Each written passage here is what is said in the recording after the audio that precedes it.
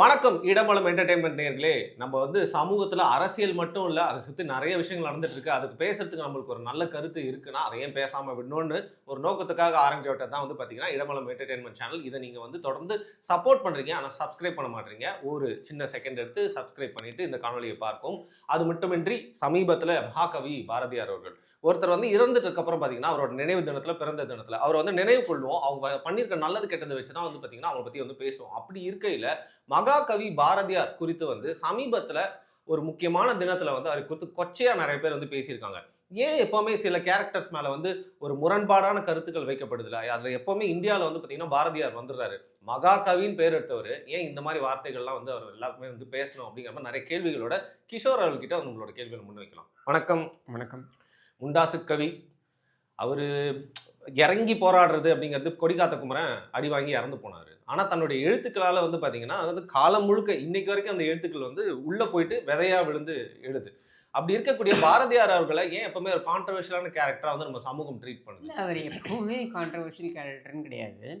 நீங்க இன்னைக்கு பாரதியாருக்கு எதிராக பேசக்கூடிய நபர்கள் ஏன் பேசுறாங்கன்றத பார்க்கணும். ஒரு அரசியல் கட்சி தலைவர் பாரதியாரை போற்றி ஒரு மேடையில பேசுகிறாரு. அது ஒரு சீமான். சீமான். அவர் ஒரு சாதாரண மேடையில பேசியிருந்தா பரவால்ல. அவர் பேசக்கூடிய மேடை என்பது என்ன அப்படின்றது தான் இவங்க பார்க்குறாங்க. அந்த மேடையில பேசும்பொழுது என்ன ஆயிடுதுன்னா, அவங்களுடைய சித்தாந்தத்திற்கான அங்கீகாரம் கிடைத்து விடுமோ அப்படின்னு இவங்க நினைக்கிறாங்க. ஸோ இவங்க என்ன பண்றாங்கன்னா, அப்போ சீமானை எதிர்ப்பது அப்படின்றதை கடந்து பாரதியாரை தாக்குவது அப்படின்றதை இவங்க கொண்டு வராங்க. பாரதியாரை பொறுத்தவரைக்கும் இவங்க வைக்கக்கூடிய விமர்சனங்கள் அவர் ரொம்ப மோசமான விமர்சனங்கள்லாம் வைக்கிறாங்க. அதாவது அவர் கஞ்சா குடிச்சாரு, அது இது இதெல்லாம் அவர் மீது வைக்கப்பட்ட குற்றச்சாட்டுகள்னு வைக்கலாம், இல்லை அவர் மீது வைக்கப்பட்ட விமர்சனங்களும் வைக்கலாம், சரியா? பழின்னு கூட வைக்கலாம். இதெல்லாம் பாரதியார் இருந்த காலத்திலேயே அவர் இதெல்லாம் சொல்லியிருக்காங்க. அவர் யாரெல்லாம் சொல்லியிருக்காங்கன்னு பாருங்க. அவருடைய சமுதாயத்தை சேர்ந்தவர்களே இதையெல்லாம் அவரை பற்றி பேசியிருக்கிறார்கள். அதை அவர் ஒரு பொருட்டாவே என்றைக்குமே எடுத்துக்கிட்டது கிடையாது. இப்போ அவர் வாழ்ந்த காலத்திலேயே 39 வயது வரைக்கும் அவர் வாழ்ந்தார். அந்த 39 வயது காலத்தில் அவரை இப்படியெல்லாம் இழந்தவர்கள் இருக்கிறார்கள். இல்ல இப்பவே ஒரு ஒரு சமூகத்துல இருந்து பாத்தீங்கன்னா, அது பிராமண சமூகமா இருந்தா கூட இன்னைக்கு அந்த சமூகத்துல இருக்க பெரும்பாலானோர் நடக்கிற மாதிரி நடந்துக்கல அப்படின்னா, இன்னைக்கு இருக்கிற காலகட்டத்திலே பாத்தீங்கன்னா அவங்கள ஒரு தவறா திட்டுறதோ இல்லை ஒதுக்கி வைக்கிறதுக்கான வாய்ப்பு இருக்கு. ஏன் அப்படி பண்றேன்னு கேட்பாங்க. அந்த காலகட்டத்தில் அது ஒரு பெரிய ரெபலியா இருந்திருக்கும். அதான் சொல்றேனே, சமூகம் கடந்து, அதாவது ஒரு பிராமண சமூகம் அப்படின்றதையும் கடந்து பாரதியாருடைய தாட் ப்ராசஸ் அப்படின்றது பார்த்தீங்கன்னாக்க, ஏன்னா அவருக்கு இருந்த ப்ரெஷர் பாயிண்ட் நீங்கள் புரிஞ்சுக்கணும். அதாவது அவர் ஒரு கவிஞராக வரணும்னு எதிர்பார்க்குறாரு. இது அவருடைய ஆசையாக இருந்திருக்கு. அவருடைய அவருடைய வாழ்க்கையை பார்க்கும்போது நமக்கு புரியுது, சரியா? அவருக்கு மிகப்பெரிய ஒரு ப்ரெஷர் பாயிண்ட் இருந்திருக்கும். ஆனால் அவர் யாரையோ ஒருத்தர் கவிஞர்னு சொல்கிறார், மகாகவின்னு சொல்கிறார். யாரை மகாகவின்னு சொல்கிறாருனாக்கா, ரவீந்திரநாத் தகோரை மகாகவின்னு சொல்கிறார். எப்படி தமிழ்ல அவர் அவர் நிறைய லாங்குவேஜஸ், அவர் பாலிகிளாட். நிறைய பாலிகிளாட்னா நிறைய மொழிகளை தெரிந்து வைத்து கொள்ளக்கூடிய ஒரு நபர். ஐ திங்க் மோர் தென் 10 அப்படின்னு கேள்விப்பட்டேன். அதிகாரப்பூர்வமாக 8 languages and then maybe even more. அவர் வங்காளத்தை படிக்கிறார், சரியா? அவர் சின்ன வயசுலேயே இங்கேருந்து அவர் ஐ திங்க் 12 வயதுலேயே என்னமோ இங்கேருந்து அவர் காசிக்கு போகிறாரு. அங்கே வளர்கிறார். அங்கே வளரும்போது உருது கற்றுக்கிறாரு, சமஸ்கிருதம் கற்றுக்கிறாரு, ஹிந்தி கற்றுக்கிறாரு, சரியா? அப்போது அவர் வங்காளமும் கற்றுக்கிறார். அப்போது இந்த தாகூருடைய கவிதைகளை படிக்கிறார், மகாகவிங்கிறார். ஆனால் என்னென்னா, தாகூருக்கு இருந்த அட்வான்டேஜு பாரதியாருக்கு இருந்த டிஸ்அட்வான்டேஜ் என்னென்னா, தாகூருக்கு அவர் மிகப்பெரிய செல்வந்தர் குடும்பத்துலேருந்து வந்தவர். பேக்ரவுண்ட் இருக்குது. மிகப்பெரிய செல்வந்தர் குடும்பத்துலேயே வந்தவர். சாந்தி நிகேதன் அப்படின்ற ஒரு இடத்தையே அவர் கன்வெர்ட் பண்ண முடியாது. அது அவங்களுடைய குடும்பத்துடைய பாரம்பரியமிக்க குடும்பத்துடைய இடம் தாகூர்ஸ், சரியா? அப்படி இருந்ததுனால அவரால் சாத்தியமானது. அதே போல் பெங்காலுடைய மிகப்பெரிய கவிஞராக தாகூர் பார்க்கப்பட்டதற்கான காரணம் என்னென்னா, வங்காளத்துடைய அந்த மொழியுடைய தொன்மைன்னு பார்த்தீங்கன்னாக்கா, அதாவது இந்த கவித்துவம் அப்படின்றதோடைய லிட்ரேச்சருடைய தொன்மைன்னு பார்த்தீங்கன்னாக்கா ஒரு 600 ஆண்டுகள் இருக்கலாம், 500 ஆண்டுகள் இருக்கலாம். தமிழ் அப்படி கிடையாது. மிகப்பெரிய ஒரு கடல் தமிழ். அப்போ இந்த மிகப்பெரிய கடலில் ஒரு கவிஞராக உருவாகணும்னா அது பெரிய ப்ரெஷர், ஒரு இடம் பிடிக்கணும், பெரிய ப்ரெஷர் அது, சரியா? அப்போ அந்த இடத்துல அவர் தேர்வு செய்யக்கூடிய பாணி என்ன? எளிய மக்களுக்கும் புரியக்கூடிய அளவில் சிந்தனையை கொண்டு போய் சேர்க்கணும். அந்த சிந்தனை என்பது வெறும் எழுத்தளவிலும் இல்லாமல் எண்ணங்கள் அளவிலும் புதுமையை புகுத்த வேண்டும் அப்படின்றது பாரதியுடைய சேலஞ்சாக ப்ராசஸ். இருக்குது. அவருடைய தாட் ப்ராசஸ் அந்த சேலஞ்ச் சவாலாகவும் எடுத்துக்கொள்கிறாருன்னு வச்சுப்போம். அதில் அவர் வெற்றி பெறுகிறார். ம். அவர் வாழ்ந்த காலத்துலேயும் அவர் வெற்றி பெறுகிறார்.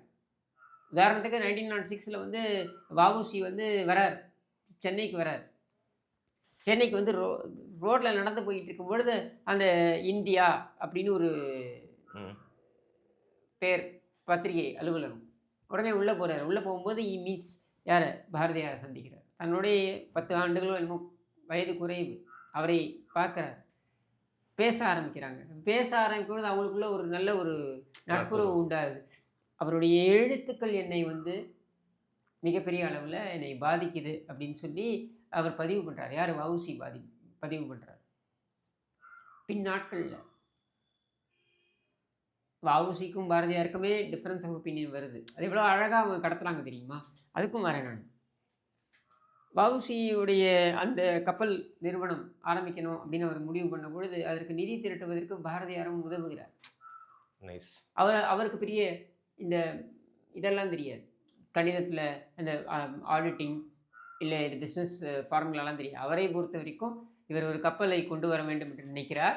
இவர் ஒரு சிந்தனையாளர், அதுவும் கவிஞர். அப்படின்னும் பொழுது கவிஞர் என்பவர் இப்போ இருக்கக்கூடிய இது ரியாலிட்டியிலேருந்து கடந்து சிந்திக்கக்கூடியவர்கள். சரியா? 1000 கப்பல் வரணும், 10,000 கப்பல் ஓடணும் அப்படிலாம் நினைக்கக்கூடியவர்கள். அப்படி இருக்கக்கூடிய பாரதியார் வந்து அவருடைய சிந்தனைக்கு ஏற்ப அவர் எழுதுகிறார். அவருடைய பத்திரிகையிலையும் எழுதுகிறார். அதே நிறுவனம் வந்து நட்டத்தில் போகும்பொழுது, பிரச்சனையில் போகும்பொழுது சுதேசமித்திரன்லேருந்து ஆரம்பித்து அந்த சுதேசமித்திரன்லேயே எழுதுகிறார். அப்போது இதெல்லாம் அவர் செய்வதற்கு இந்த நட்பு தான் மிகப்பெரிய அளவில் இருக்குது. அது மட்டும் இல்லாமல் சிந்தனை. 2 பேரும் சேர்ந்து காங்கிரஸுடைய சூரத் மாநாட்டுக்கு போகிறாங்க. வரலாற்று சிறப்பு மிக்க மாநாடு. ஏன்னா அந்த இடத்துல தான் திலகருக்கும் மற்றவர்களுக்குமான அந்த பிரச்சனை வருது. அதாவது காங்கிரஸ்லேயே ஒரு பக்கம் வந்து தீவிர சிந்தனை கொண்டவர்கள், மிதமைவாதிகள் அப்படின்னு 2 சிந்தனை கொண்டவர்கள். எக்ஸ்ட்ரீமிஸ்ட் அண்ட் எக்ஸ்ட்ரீமிஸ்ட்னு சொல்கிறதே தப்பு. அவங்கள பொறுத்த வரைக்கும் அவங்க வந்து ஒரு ரெவல்யூஷனிஸ்ட்னு சொல்கிறாங்க, எக்ஸ்ட்ரீமிஸ்ட்னு சொல்கிறாங்க. பட் இந்த பதங்களே தப்பு. அவங்கள பொறுத்த வரைக்கும் அவங்க வந்து ஆங்கிலேயர்களுடைய இதை வந்து ஏற்றுக்க வேண்டிய அவசியம் கிடையாதுன்னு முழுமையாக சொல்கிறாங்க. இவங்க வந்து இல்லை, அவர்களுடைய பயணித்து நம்ம வந்து பெற வேண்டும், வெற்றியை பெற வேண்டும்னு நினைக்கிறாங்க. இப்படி தான் இருந்தது. ஸோ இதில் வந்து திலகருடைய மிகப்பெரிய ஒரு சீடராக அவர் வந்து விளங்குகிறார். இதையெல்லாம் செய்யக்கூடிய பாரதியார் பிற்காலத்தில் இவர் வந்துட்டு வஉசி வந்து சிறைக்கு போகும்பொழுது அவரை போய் சிறையில் சந்தித்து வந்து விட்டு அவரை பற்றி எழுதுகிறார். இப்படியெல்லாம் இருக்கக்கூடிய பாரதியாரை நீங்கள் வந்து எப்படி சித்தரிக்கிறீங்க? அவர் வந்து பிரிட்டிஷாருக்கு வந்து அடிமையாக போயிட்டாரு, இல்லை பயந்து ஒடுங்கிட்டாரு அப்படின்ட்டு. நீங்கள் சொல்லுங்கள், நீதி கட்சி தானே உங்களுடைய முன்னோடிகள் அப்படின்னு சொல்கிறீங்க. நீதி கட்சி என்ன செய்தது ஆங்கிலேயர்களுக்கு எதிராக? இல்லை, அவங்க கூட ஒரு அரிஸ்டோக்ராட் மாதிரி வாழ்ந்துட்டு இருந்தாங்க, அவ்வளோதான். அப்போ நீங்கள் வந்து பாரதியாரை சொல்கிறதுக்கு உங்களுக்கு என்ன இது இருக்குது? பாரதியார் என்பவர் யார்? அவருடைய தந்தை வந்து ஒரு காட்டன் ஸ்பின்னிங் நிறுவனத்தை, தொழிற்கூடத்தை ஆரம்பிக்கிறார். வெள்ளையர்களுடைய சதியினால் அது வந்து நட்டத்துக்கு போகுது. அதில் மனமுடைந்து இறந்து போகிறார். அப்போ இறந்து போகும்பொழுது அவருடைய சொத்து எல்லாம் போயிடுச்சு. அப்படின்ற நிலையில் அவர் ஒரு ஏழ்மையில் தான் இருக்கார். அப்போ ஒரு ஏழ்மையில் இருக்கக்கூடிய ஒரு நபர், அவர் மேலே ஒரு மிகப்பெரிய ஒரு ஆதிக்க சக்தி, அதாவது ஆங்கிலேயர்கள் போன்ற ஒரு ஆதிக்க சக்தி வந்து ஒரு ஒரு அராஜகத்தை கட்டவிழ்த்து விடும் பொழுது நேச்சுரல் இன்ஸ்டிங்க்ட் என்ன பண்ண முடியும்? கொதித்தெழுந்து அவரால் எழுத்துக்களில் தான் காமிக்க முடியும். அப்போ அவர் பயந்து போகிறாரு, ஓடி போகிறாரு. இங்கேருந்து புதுச்சேரிக்கு போனாருன்னா எல்லாரும் ஸ்ட்ராட்டஜிக்காக ரிட்ரீட் பண்ணியிருக்காங்க. இந்த மாதிரி உதாரணத்திற்கு சத்ரபதி சிவாஜி எடுத்துக்கோங்க. ஸ்ட்ராட்டஜிக்காக ரிட்ரீட் பண்ணார். எங்கே போனார்? அவர் பின்வாங்கி, அவுரங்கசீப்போட சண்டையில் பின்வாங்கி, அதுக்கப்புறம் அவுரங்கசீப்பால் சிறைப்படுத்தப்பட்டார். அதுக்கப்புறம் தான் அவர் வந்து அவருடைய பதிலடியே கொடுக்குறாரு. இது வந்து உலகளாவிய அளவில் வரலாறில் பார்த்தீங்கன்னாக்கா இது எல்லாருக்குமே நெப்போலியனும் பண்ணியிருக்காரு, எல்லாருக்குமே இருந்திருக்கு. சரியா? அப்போ இவங்கெல்லாம் என்ன மன்னிப்பு கடிதங்கள் எழுதி கொடுத்தார்கள்னு எடுத்துப்பீங்களா? இல்லை இவர்களெல்லாம் வந்து வெள்ளைக்காரர்களுடைய ஷூவை நக்கினார்கள்னு எடுத்துப்பீங்களா? இல்லை நேதாஜியும் ஒரு ட்ரீட் பண்ணிட்டு அதுக்கப்புறம் திருப்பியும் எல்லாரும் அதாங்க, நீ வரலாறு எல்லாரும் எடுத்து பாருங்க. அரசியல்லையும் சரி இது செஞ்சுருப்பாங்க. சரியா? அப்போது Thomas Jefferson one of the US உடைய பிரசிடென்ட்ஸ், நாட் ஒன்லி பிரசிடென்ட்ஸ், அவர் வந்து ஃபவுண்டிங் ஃபாதர் வருவார். Benjamin Franklin. இந்தியாவுக்கு வந்து ஃபவுண்டிங் ஃபாதர்ஸ் கிடையாது. ஐ வில் ஆல்வேஸ் சே இந்தியாவுக்கு வந்து ஃபவுண்டிங் ஃபாதர்ஸ் இல்ல, ஒரு ஃபாதர் ஆஃப் இந்தியா அப்படின்னு கூட கிடையாது. மகாத்மா காந்தியே சொல்லுவாங்க. வந்து தவறான பதம், சரியா? Gandhi was a political icon, not the father of the nation. But யூஎஸ்க்கு வந்து ஃபவுண்டிங் ஃபாதர்ஸ் பிகாஸ் ஒரு நேஷன் வாஸ் கிரியேட்டட். அப்போ அந்த அவர் தாமஸ் ஜெஃபர்சன் ரொம்ப அழகாக சொல்லுவார். கான்ஸ்டியூஷனை பற்றி பேசும்பொழுது அவர் சொல்லுவார், என்ன சொல்லுவார்னா, சரி நாங்கள் வந்து ஒரு கான்ஸ்டியூஷன் அப்படின்னு நாங்கள் வந்து எழுதினோம், சரியா? அப்போ எழுதினவங்கெல்லாம் யாருன்னா அவங்கெல்லாம் வந்து அறிவாளிகள், அதில் ஒன்றும் மாற்றுக்கிறது கிடையாது. ஆனால் அந்த காலத்திற்கு ஏற்ற அறிவாளிகள், சரியா? அங்கிருந்து அப்படியே ஒரு 40 ஆண்டுகளோ 50 ஆண்டுகளோ அப்புறம் வரக்கூடிய நபர்கள் இருக்காங்க இல்லையா, அவங்க இதை விட திறமை வாய்ந்தவர்கள்னு நான் சொல்லுவேன் அப்படின்றாரு. ஏன் அப்படின்னா, அவர்கள் இந்த 50 ஆண்டுகள் பயணித்திருக்கிறார்கள் இல்லையா இந்த அரசியல் சாசனத்தோட, அந்த அனுபவம் என்ற பாடம் அவர்களோட இருக்கும். புரியுது. இந்த கான்ஸ்டியூஷனை நான் 50 இயர்ஸ் நான் இதோட டீல் பண்ணியிருக்கேன் அப்படின்ற அந்த ஒரு அனுபவம்ன்ற பாடம் இருக்குது பாருங்க, அது 50 ஆண்டுகளுக்கு முன்னர் இந்த அரசியல் சாசனத்தை இயற்றியவர்களுக்கு அந்த அனுபவம் என்ற அந்த அட்வான்டேஜ் கிடையாது. அப்போ அவர்களை விட இவர்கள் திறமசாலிகள். அதனால் ஒரு காலத்தில் இருக்கக்கூடியவர்களே அந்த காலத்துடன் தான் நீங்கள் பொருத்தி பார்க்கணுமே தவிர்த்து இக்காலத்துடன் நீங்கள் பொருத்தி பார்க்கக்கூடாது. அன்னைக்கு கஞ்சா என்ன இதுவா கேட்கலாம், அது இல்லீகல் இல்லை அப்போ, சரியா? அது மட்டும் இல்லாமல் ஆங்கிலேய அரசாங்கம் இங்கே கோலோச்சியதற்கு என்ன காரணம்? ஓபியம். அது என்ன போதைப் பொருள் தானே. இந்த ஓபியத்தை சப்ளை பண்ணவன்லாம் யார்? அதனால வளர்ந்தவன் யார்? டாட்டா, பிர்லா, இவங்கெல்லாம் அதனால தான் வளர்ந்தாங்க. மும்பைங்கிற நகரமே அதனால தான் உருவானது, தெரியுமா? எடுத்து பார்த்தீங்கன்னா, வரலாறை எடுத்து பார்த்தீங்கன்னா இதெல்லாம் உங்களுக்கு புரியும், சரியா? அப்படி இருக்கும் பொழுது நீங்கள் வந்து எப்படி அவரை வந்து இதில் பொருத்தி பார்க்குறீங்க? இல்லை அவர் வந்து உங்கள் யார்கிட்டையாவது பாரதியார் வந்து சான்றிதழ் கேட்டாரா? இல்லை, ஆனால் அவரை வந்து இப்போ அவர் புகழை வந்து மங்க வைக்கிறது மூலியமா என்ன மங்க வைப்பீங்க? என்ன வெறுப்புன்னு கேட்குறேன். அவர் ஒன்றுமே கிடையாது. இவர் சீமான் போய் அந்த மேடையில் பேசிட்டாராம், அதனால பிராமணர்களுக்கு அங்கீகாரம் வந்துடுமோ அப்படின்ற பயத்தினால இவங்க வந்து பாரதியாரை தாக்குவது அப்படின்றது, இது மாதிரி ஒரு முட்டாள்தனமான ஒரு சிந்தனை இவனுக்காக இருக்க முடியுமா? நீங்கள் இல்லை, நானும் போட்டிருக்கிறேன். பேரறிஞர் அண்ணா அவர்கள் என்ன பேசியிருக்கிறார் பாரதியாரை பற்றின்னு எடுத்து பாருங்க. பழமைக்கும் புதுமைக்குமான பாலம் பாரதி என்று சொல்கிறார். ஏங்க, ராஜகோபாலாச்சாரி கூட வந்து பெரியார் அவர்கள் நட்பா இருந்திருக்காருல்ல, அதுக்காக பெரியார் திட்டுவாங்களா? சிங்கமா சொல்லுங்க. இவங்க அதையும் பண்ணுவாங்க. இவங்க வேறாவே திட்டிருக்காங்க. ஏங்க, ஹிந்து என் ராம் கூட வந்து ஸ்டாலின் அவர்கள் வாக்கிங் போறாருன்னு முதல்ல ஸ்டாலின் திட்டுவாங்களாங்க? இல்லங்க, அது வேற விஷயம். ஆனா நீங்க you have to go and read more about all this. அப்பதான் வரலாறை ஏதோ மேம்போக்காக படித்து விட்டு வந்து எதையாவது பேச வேண்டியது. I was reading this book, Anjalai. இது விஜய் அவங்க கட்சி கொள்கை தலைவர்கள் ராஜா வாசுதேவன் அப்படின்றது ரொம்ப அழகாக எழுதியிருக்காரு. நான் ஹிஸ்டாரியன் சொல்ல மாட்டேன், ஆனால் ரொம்ப அழகாக எழுதியிருக்காரு. ஏன்னா நான் எளிய மக்களும் புரிந்து கொள்ளும் வண்ணம் எழுதியிருக்காரு. அப்படி இருக்கு. அதில் பார்த்தீங்கன்னா அவர் வந்து எழுதுறாரு ரொம்ப அழகாக, பாரதியாரோட அஞ்சலி அம்மாள் அந்த இதை வந்து அவர் எழுதுறாரு, மீட்டிங் பேசுனதை எழுதுறாரு. ஒரு நிமிஷம். இதில் வந்து ரொம்ப அழகாக ஒரு இது எழுதியிருப்பார், ஒரு கட்டுரை ஒன்று எழுதியிருப்பார். அது என்னென்னு பார்த்தீங்கன்னாக்கா 1914ஆம் ஆண்டு ஒரு நாள் இந்த கடலூரில் வந்துட்டு இவங்க அஞ்சலி அம்மாள் இருந்த அந்த இடத்துல இரவு 9 மணிக்கு பார்த்தீங்கன்னாக்கா அவங்க படபடப்போடு இருக்காங்க. யார்? அஞ்சலி அம்மாள் காத்துக்கிட்டு இருக்காங்க, யாருக்கோ ஒருத்தருக்காக வரப்போகிறாரு அப்படின்ட்டு.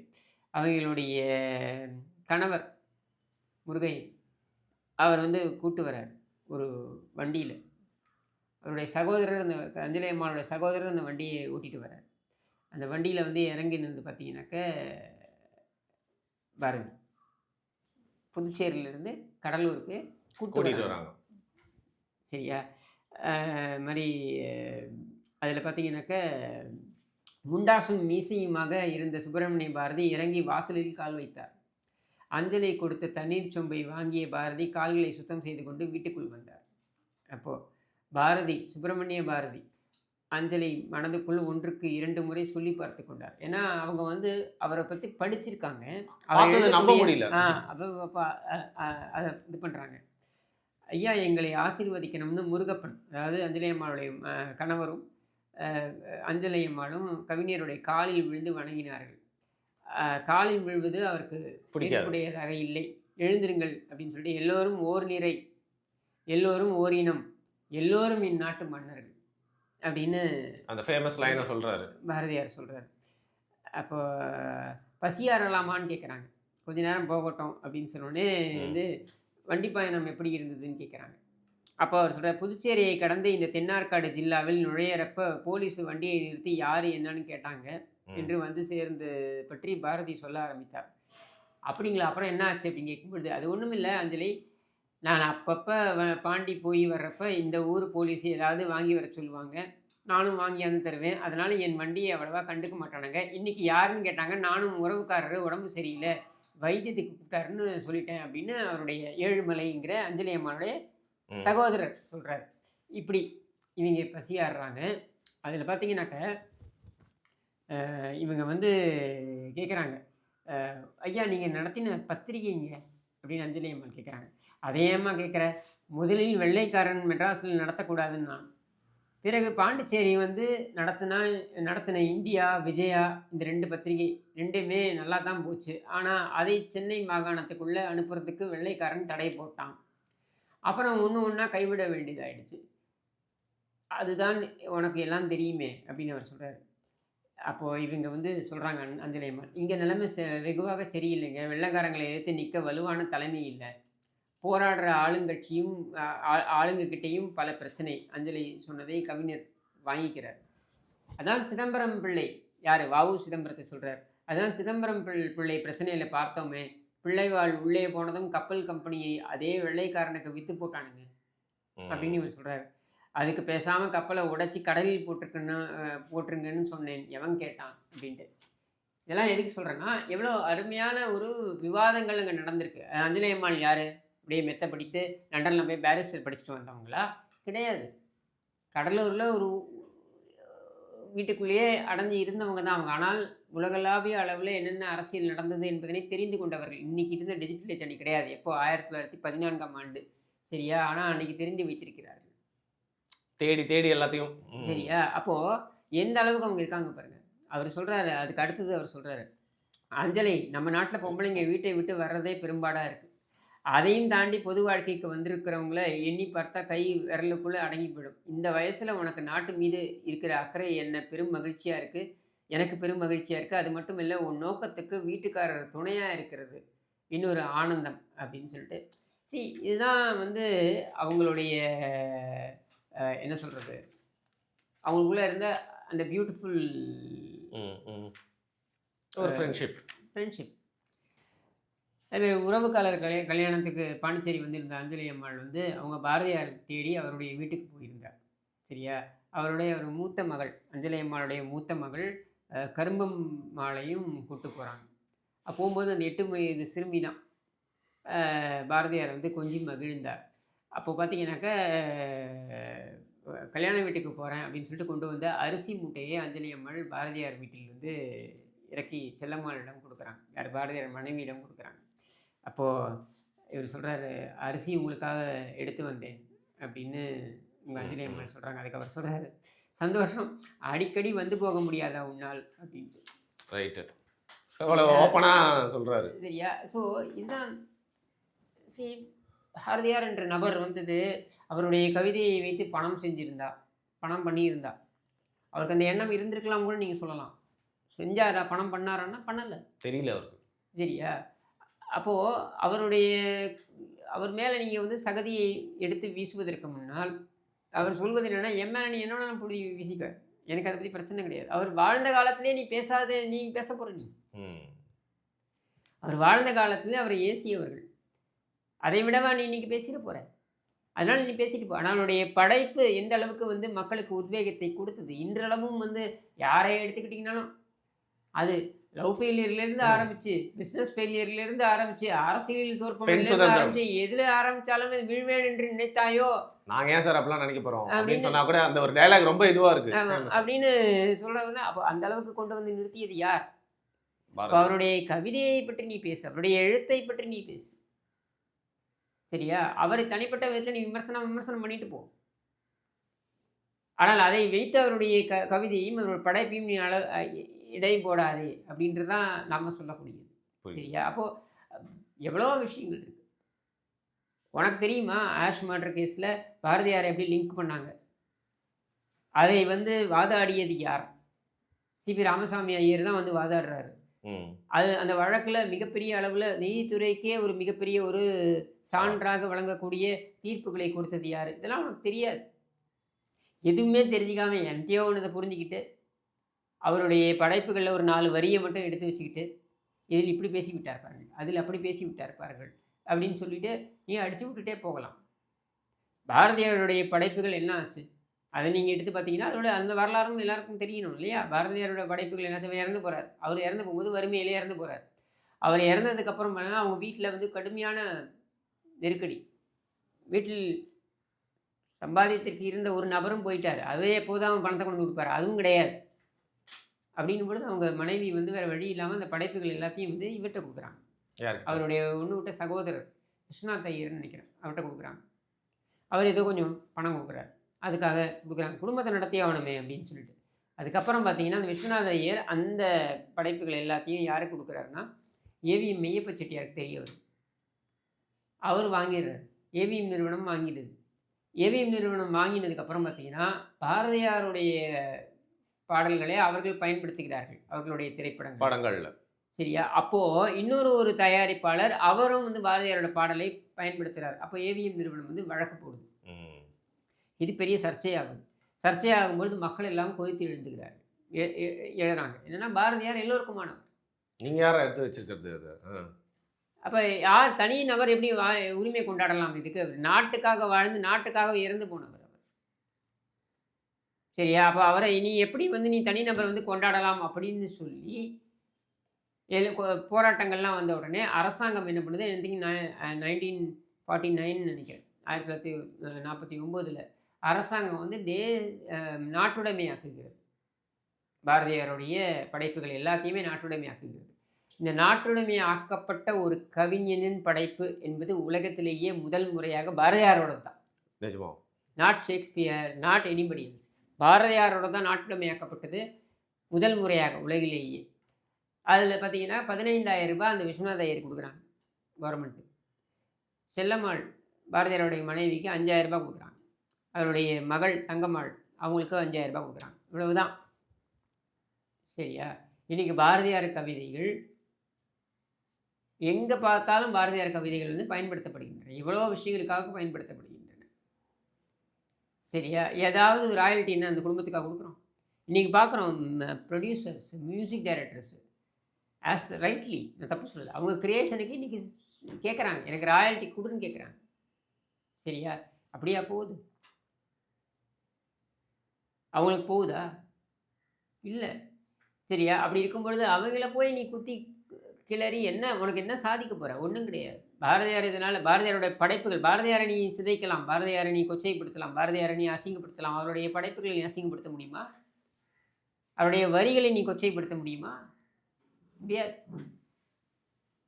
ஓகே, இந்த நேரத்தில் பாரதியார் அவர்களை பற்றி பார்த்தீங்கன்னா நம்ம முழு நீளமாக ஒரு பாட்காஸ்ட் நம்ம பண்ணலாம். வரும் டாக்ஸில் பண்ணலாம். ஏன்னா நிறைய விஷயம் இருக்குது பேசுறதுக்கு. நீங்கள் சொன்னீங்க தெரியுமா, இங்கே போனார், அப்புறம் இங்கே நடத்தினார், அது ஒரு குரோனாலஜியாக அவரோட ஸ்டோரியை நம்ம ஒரு பாட்காஸ்ட்டில் முழுசாக பேசலாம்.